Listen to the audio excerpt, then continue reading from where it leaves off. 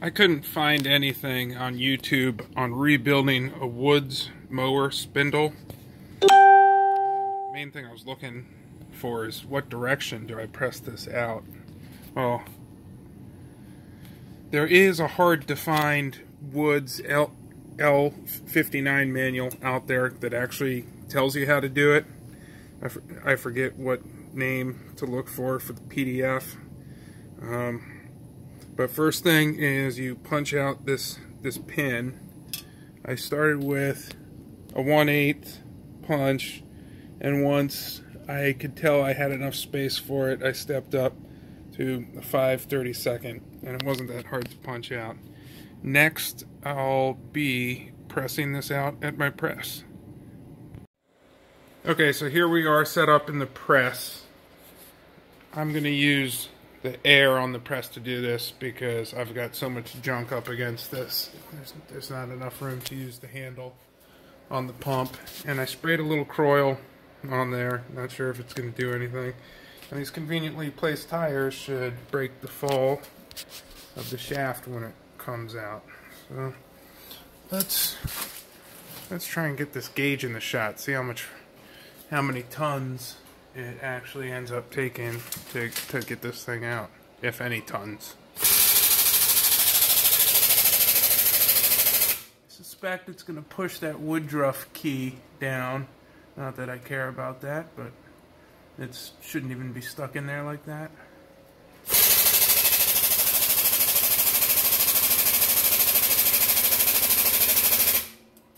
Okay, now we're starting to contact. Okay.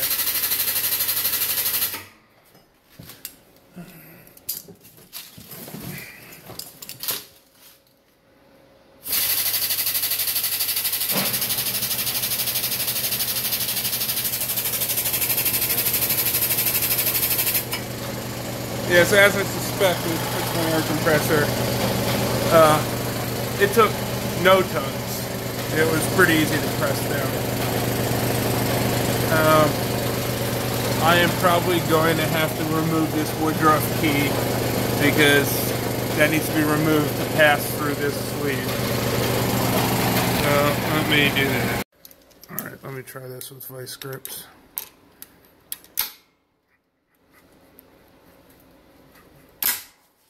Nope. Okay, I ended up getting the woodruff key out with a hammer and a punch. So let me continue pressing.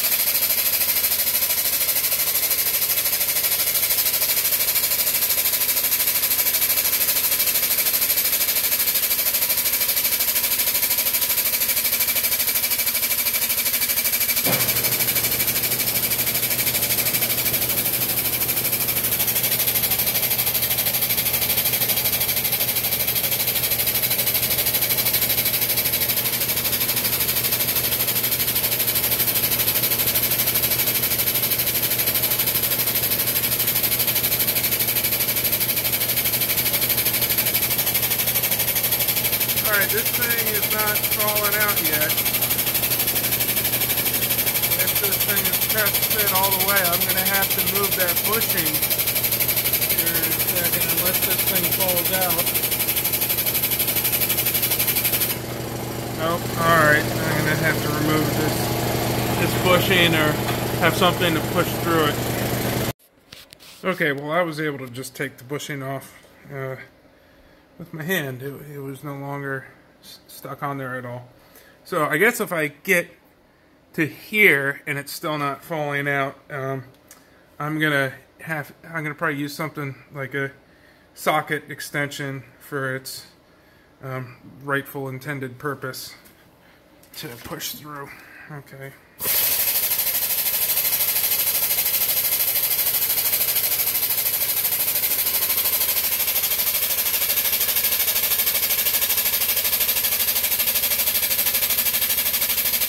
I hope I don't run out of travel on the ramp.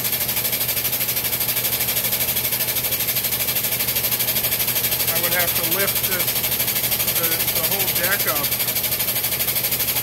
Oh no, I could just use the socket wrench suspension.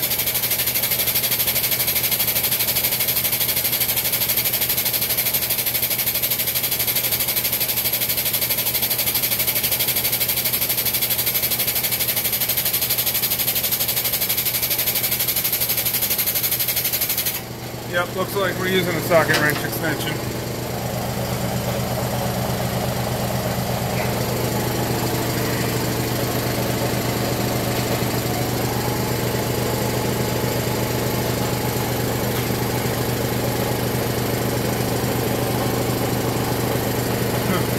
I think a 4-inch will suffice. Alright, let's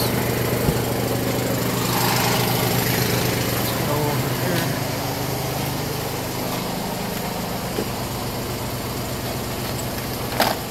Is that what this is? A 4-inch? 2-inch?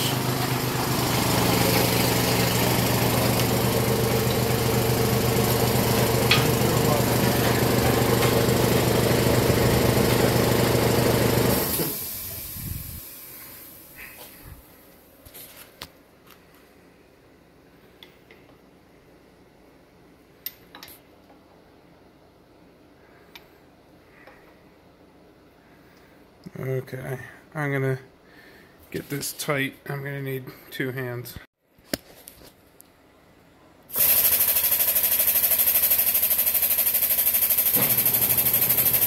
Man, that compressor does not last long with this thing. These pneumatic hydraulic pumps are huge air hogs.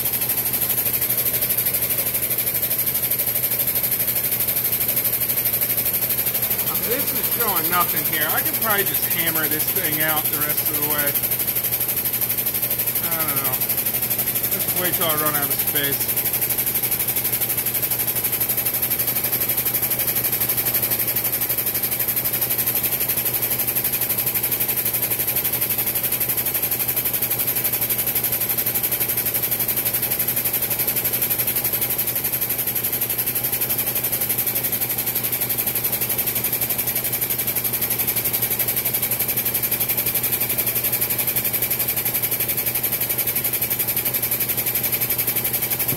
There it goes.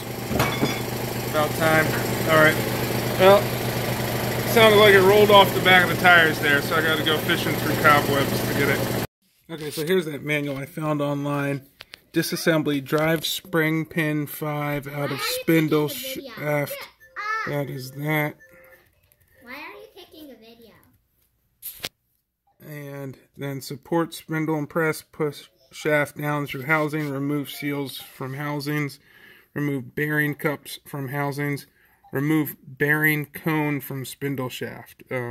My spindle shaft didn't have the bearing cone stuck to it. It just pressed out with the rest of the shaft. So I guess that seal must be in there pretty good to slide the bearing off the shaft. But, and I guess I'll just take the seals out with a screwdriver. Okay, so I started out optimistic, using this small pry bar to try and take the seal out.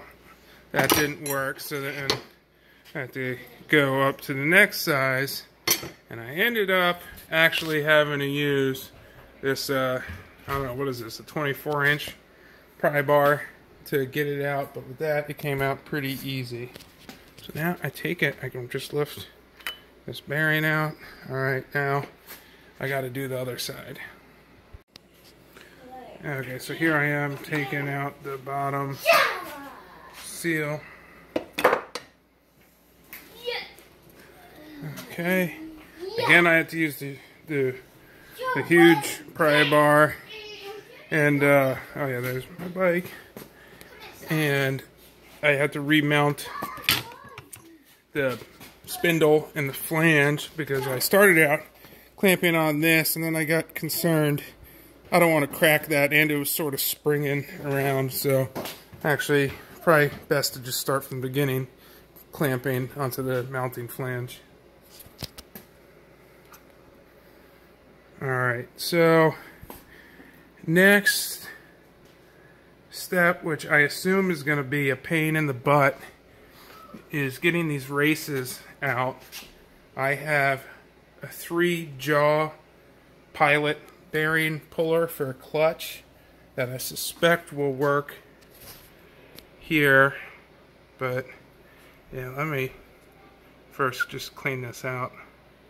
So this just motivated me to clean off all the junk sitting on top of my parts washer. This is a tricked out Harbor Freight. It's got some stickers. I assume a lot of people end up doing this. There's a guy that posted a YouTube video years ago on mods he made. He adds a filter to the parts washer. I got a better American made pump. I added a brush to it. Also installed a valve on the drain so I can empty it in a controlled manner. And actually, you can see the color of this parts washer fluid. It's probably overdue for a change since the last time I rebuilt the Harley. Okay, so now I'm gonna... Okay, there we go. I'm gonna start trying to clean the grease out of here. Okay, so now it's clean. I ended up getting most of it. Actually, these are some big chunks, globs that fell out. And for that, I used CRC brake clean that I have in this Sure Shot Milwaukee sprayer. So that got the giant clumps out, and then I just brushed it off with the parts washer brush. And then cleaned it out with a paper towel. And this should be good to go. And the thought is, don't want the grease in there when I'm trying to get the hooks of this 3-jaw pilot bearing clamp to grip onto the race. Alright, so that's up next. Okay, so here's my setup. Using, for the first time, this deluxe Harbor Freight 3-jaw pilot bearing puller that I haven't ever used, but it's been sitting on the shelf for, I've probably had it for 10 years. So, surprisingly, it did not come with the Allen wrench you need to tighten these. I thought these days everything comes with its own Allen wrench. Alright, I'm probably going to set this up in the vise in the garage. Okay, so here's the setup. I'm clamped onto the flange again. I'm going to probably try using this with a wrench right off the bat and not using this little dorky thing. Or actually, that's the spread. The jaw is actually the thumb wheel.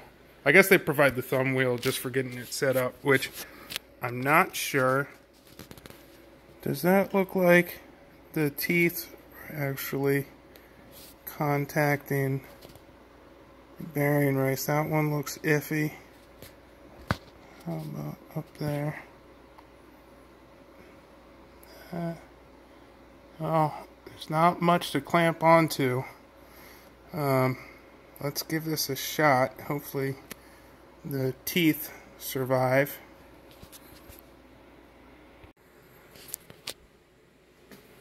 Alright, let me try to spread the teeth some more. Which looks like there is space between the jaws and the housing. Okay. Let's give this a shot. This thing might just fall on the ground.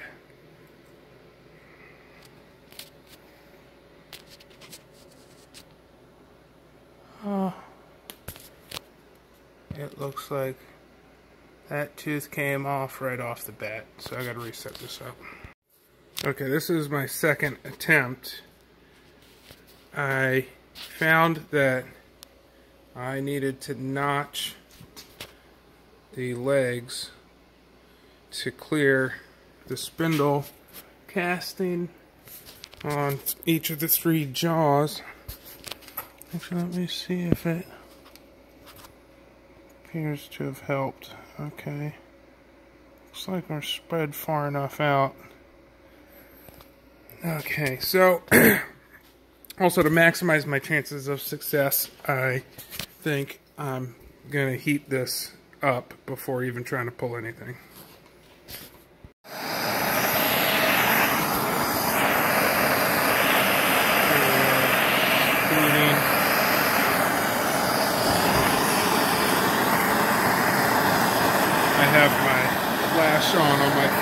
this corner of the garage is kind of dark. I could move that light over here, but what the heck, my phone's got this light on. So, I don't want to get this glowing red or anything. I just want to get it where it's too hot to touch.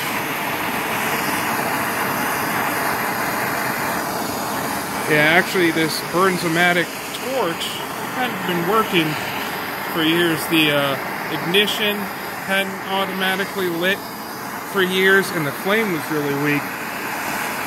Ends up what fixed it was I just blew it out with my air compressor and now the torch works great.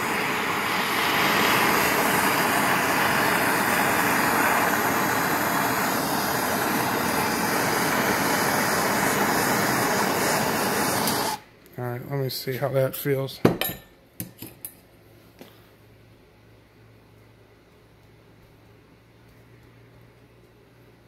Okay, probably another minute or two of that and then I'm going to give it a pull. So I'm going to turn off the video. Okay, is there a fire in there? No, I just squirted some WD-40 in there just for good measure. Okay, I got it hot. Okay, if this doesn't work, then I'm buying a new spindle.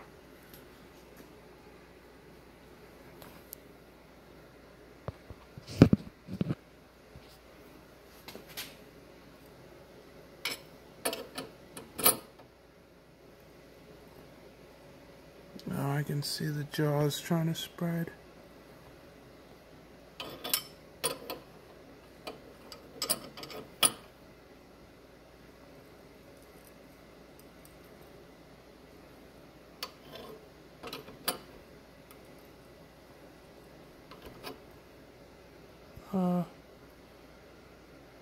Alright, I'm not going to videotape and do this at the same time. Okay, so the update is, the problem is the casting behind these races is basically flush even with the race in most spots. So the teeth of the 3-draw pilot bearing puller don't have anything to grab onto.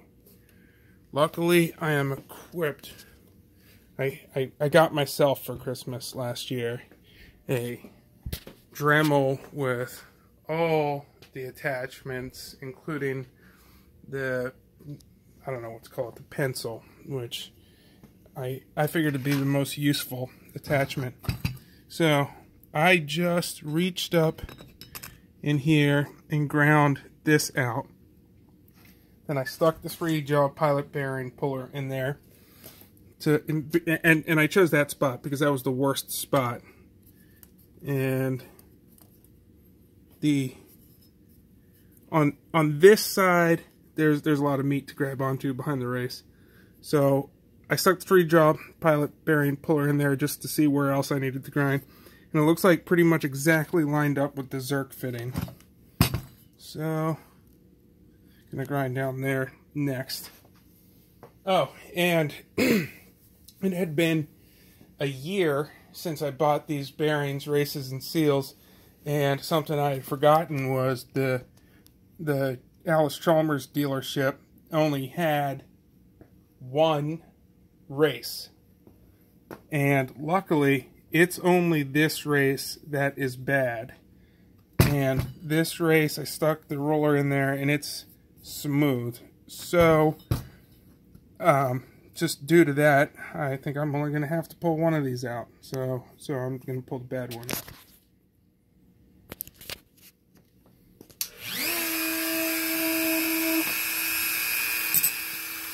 Okay, and this is what this operation looks like. So I'm just lining it up with the Zerk and I'm getting right behind the race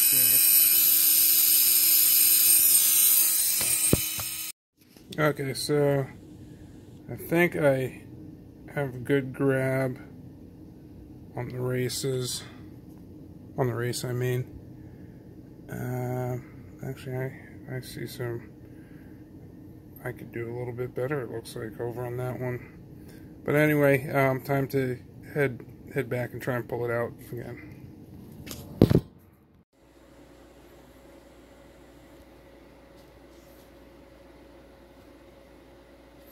Okay, that looks good.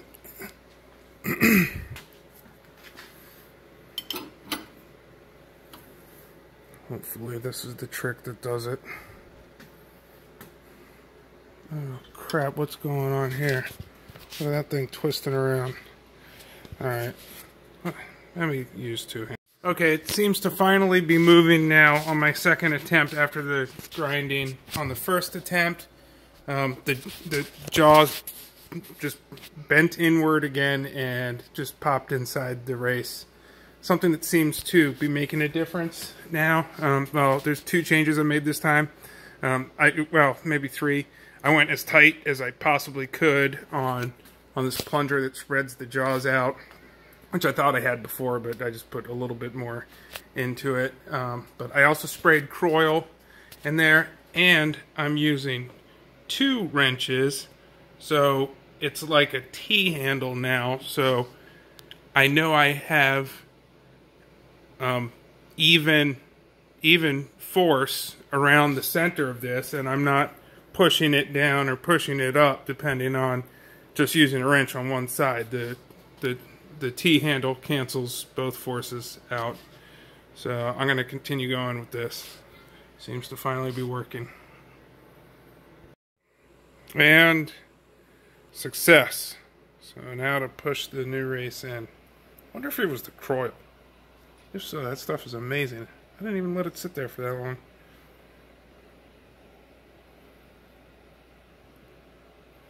Okay.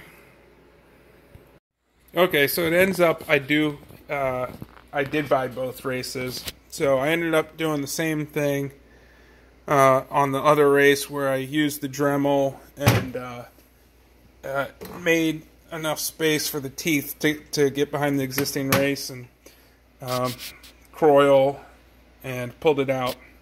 So now I gotta push these new races in. I'm not going to use the press. I'm going to actually use all thread and actually some parts from a transmission bearing installation tool I made, well, partially made, partially bought for the Harley. So this, let's see, I'm gonna put this race in first. So step 1 is I take this. So this is, you know, U.S. General. That should say PRC General, but it says U.S. General. This goes like that. And so I use the cone side on this far end so it stays centered. That is, I think, the 65 millimeter.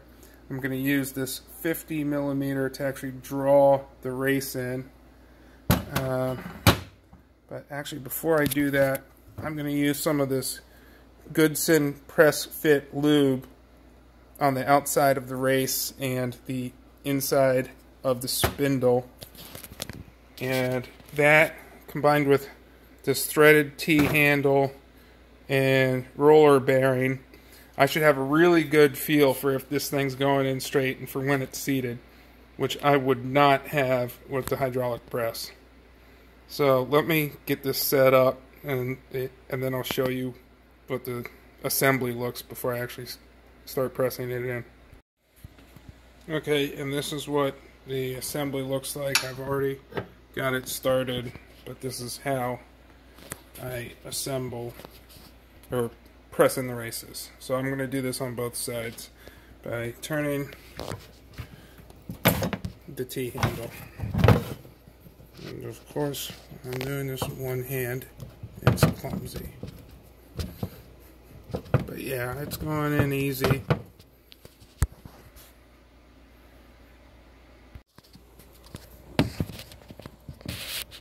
Let's see if I can actually somehow get this on video. Alright, so here's the other side going together.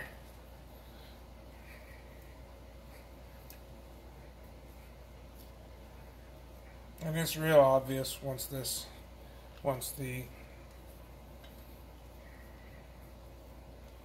bearing race bottoms out against the shoulder, now modified with the Dremel shoulder.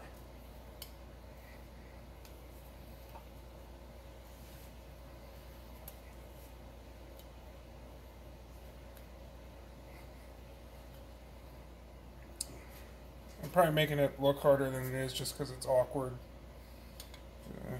to hold the wrench on one hand. You know, I could have just done this on the vise. Okay, so I'm pretty sure that's bottomed out. Yeah, that's bottomed out. So now we disassemble this.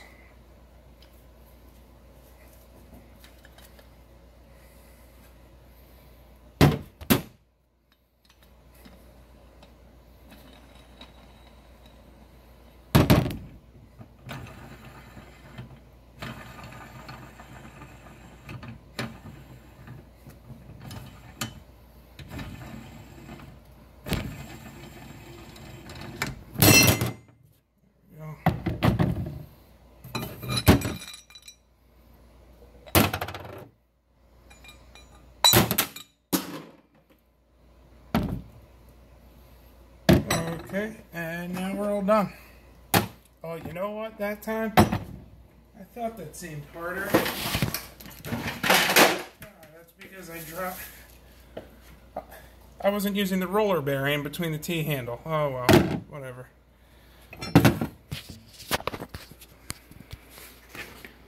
Alright, now I got to install the lower bearing on the shaft and then put it in. Oh wait, no, I gotta install the lower bearing in here, put the seal on, because I can't put the seal on after the bearing because there's this big flat part at the bottom of the shaft. So actually I'm showing this upside down. This is the bottom. So I have to put bearing, seal, then press the shaft in through the bearing. Okay, and I'm going to clean this up. Alright, so I'll take a video of whatever the next action is.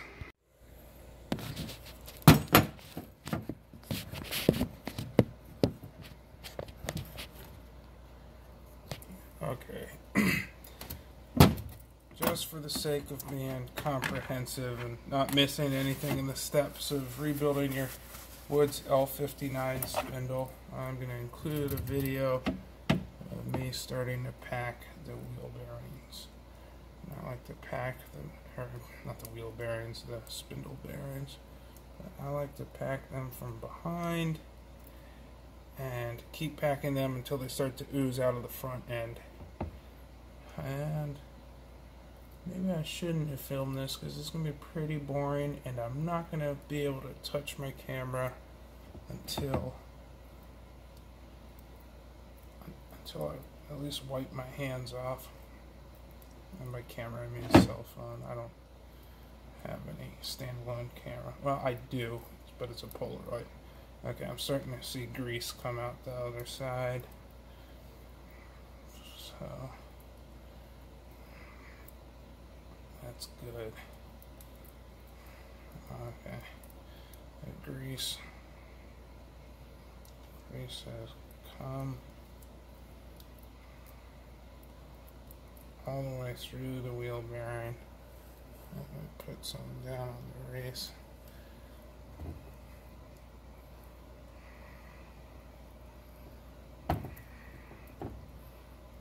And I'm going to drop that.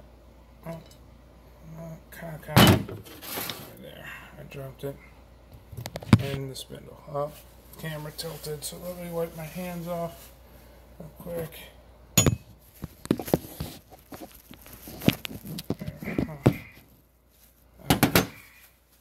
That's not enough paper towels. Let me use the best soap there is, Spray Clean. I don't know what Fauci would say about that practice. Kills COVID.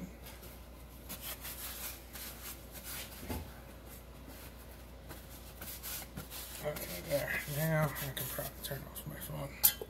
So I'm gonna do that. So now I'm gonna. What in the world? Okay, so I just packed the wheel bearing with my trusty Traveler Tractor Supply Premium Heavy Duty Grease. I pack it from the fat side towards the narrow side until I see it start coming out of the cage on the smaller diameter side, and when it starts doing that, I know I'm done. And that was pretty messy. So I still have to clean that shaft. Next up is I'm gonna tap this seal in.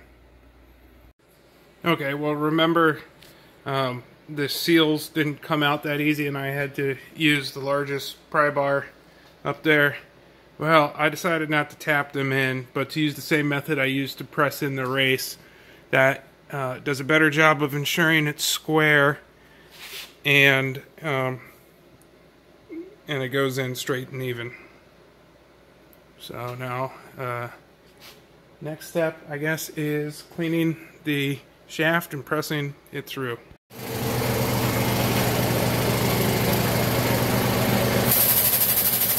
here it is going in. I sprayed the press fit lube on.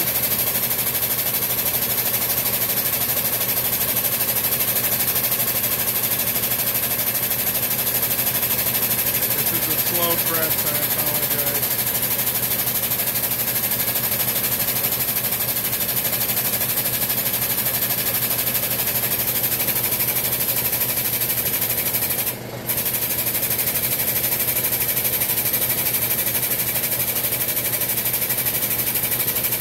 This is hardly a press fit.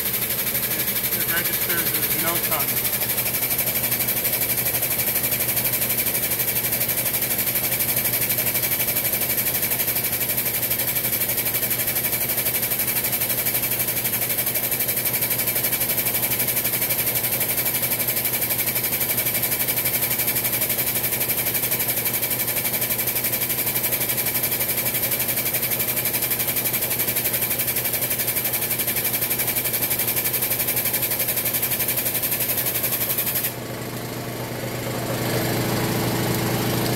Yeah, my air compressor loves this thing.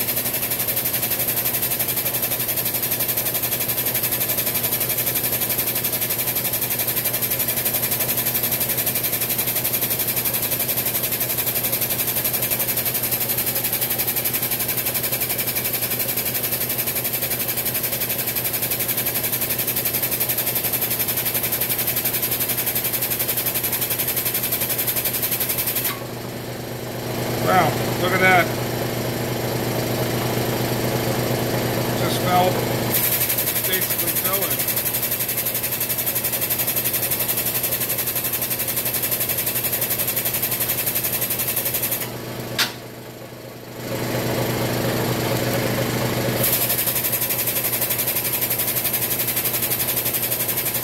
Tried to get it started with a hammer, but maybe the press is overkill. The hammer didn't seem to be doing anything, so I'm using the press.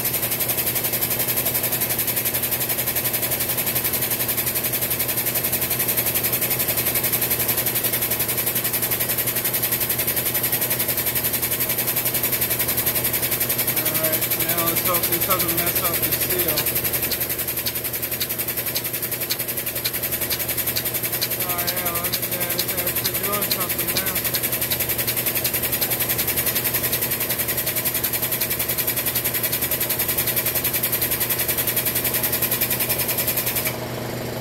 This is where I gotta watch the pressure. You know what?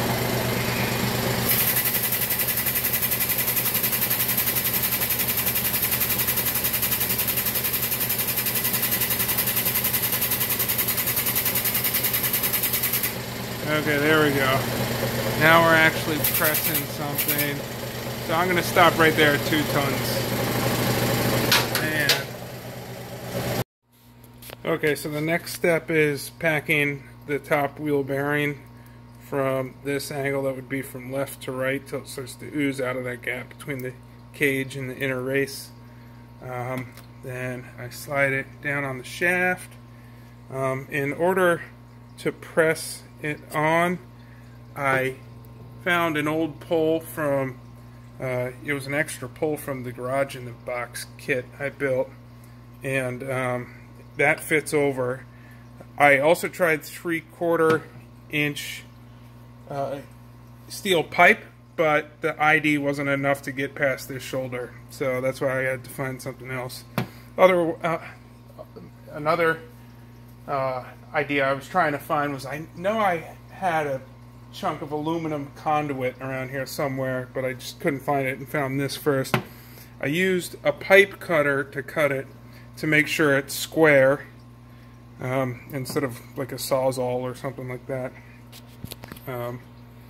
Okay, so then I'm probably going to do that in the press again. It makes me feel like things are all square when I do it in the press. As for how to press this down on, let's see, that I'm going to have to think about. Maybe I tapped this one. And then I cleaned up this spacer, which basically just acts as something filling the seal. I think I put that on. I probably do that second to last, so I can slip the seal down around over it. Although this has this mooring from when somebody put pipe wrench or channel locks or something on it, so maybe I don't want to slide the seal over that. Maybe I want to push it down into the seal. But okay, yeah, and then there's the spring pin that holds this in place. So if this is a tight fit, which I don't think it oh, that is kind of tight. Yeah, oh, there we go. It's borderline. That is 0 tolerance fit. So yeah, that's gonna be tricky. That's probably why it's all marred up, is somebody didn't have the pinhole lined up.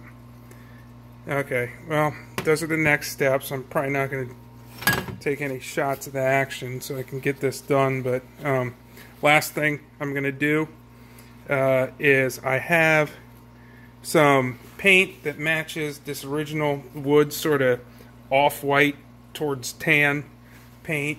The current, what they call Woods White, is actually like blindingly just white, and it doesn't match the old stuff. But there's a Rust-Oleum that does actually, before I cut to the final finished product. Let me find that Rust-Oleum. Where is it? It was a really good match. Here it is. Oh no, it's Ace. Ace Almond Gloss. Ace Indoor Outdoor Almond Gloss is pretty much a perfect match for the old Woods Off-White. So, yeah, after this I'll... Oh, and this Zerk is good, but just, you know, to cap off what I've done here, I think I will replace the Zerk. I'll keep that Zerk because if... as I said, it's good. I'll just keep it in a drawer versus on the lawnmower. Okay, because I decided to clean up the body on this thing a bunch before I cover it in paint, I wanted to recap the last steps I took. So I pushed the bearing on the shaft because there wasn't enough room for the bearing at the starting height plus this at the deck height of my press is currently set to, and it's a pain in the butt to lower that with all that stuff in front of there. So I ended up just doing the hammer, and actually that went really smooth. So with this, I just hammered it down over the shaft. It was obvious once it was all the way. It is tight. In a good way, not a bad way. Then the seal, I ended up, again, not using that method I used with the bearing cups that I did on the other side. I just kept spinning it and tapping it with a hammer and keeping an eye on it, making sure it went in straight. I cleaned up a bunch of the mower marks on this spacer with a hand file, and I, trying to get it lined up as best I could, slid the spacer down over the shaft, and it is the slightest of an interference fit, so I actually had to use this to make it go all the way. And when I go look at the hole alignment between the sleeve and the shaft, on one side, oh, the hole's perfectly aligned. Good. Well, then it should be like that on both sides. Ends up the hole isn't centered on the shaft. It is offset. So that sort of frustrated me, especially considering this is a press fit, had to be hammered on, and to pull it back off, I would pretty much have to take this thing all back apart. So what I ended up doing, I thought through it and came to the conclusion there that it wouldn't screw anything up, is I just drilled through the current hole, and so what we have on this side is the new hole overlapping the old hole. And considering all this does is it holds this sleeve down, and also, I guess, keeps the whole thing from falling apart, but in a vertical direction, not horizontal. I don't think it matters at all. And it's just the sleeve, not the inner shaft. That uses the original hole. So after that, I decided, I thought about, okay, well, time to paint. Well, let me mask this. Well, how about I actually go downstairs and with the Dremel and a wire wheel try and clean up this shaft a little bit. So I did that. I mentioned I knocked down some of the mooring on here with a file.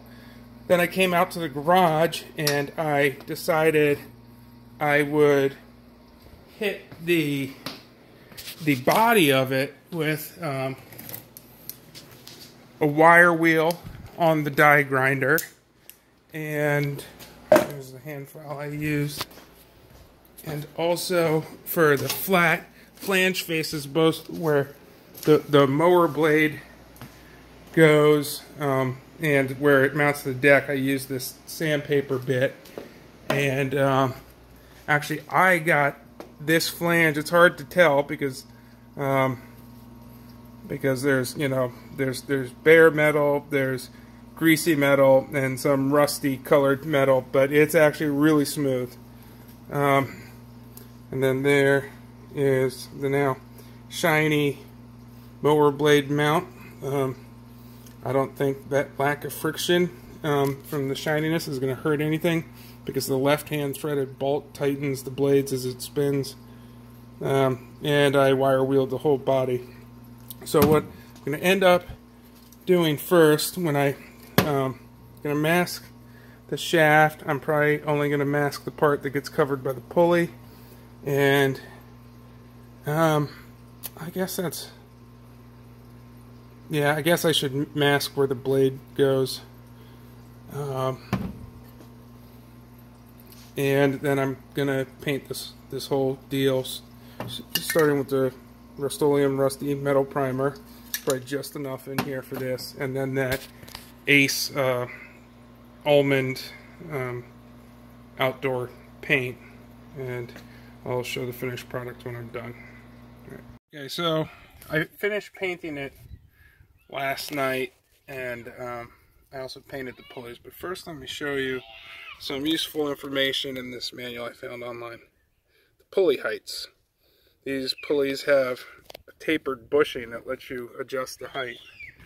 So here's the finished product. I even got a new Woodruff key, new Zerk. The paint's a little beaten up on the top because I greased it afterwards, and it actually started to push the seal up and out once it was full. So so I had to relieve some of the pressure by taking the zerk off and then beat that back down. That is sort of concerning that it was so easy to do that, but whatever. I also painted the tapered bushing, just a crappy job, just for it looks, and also the pulley. I'm just gonna do a touch up around the area on the mower. I just cleaned it off.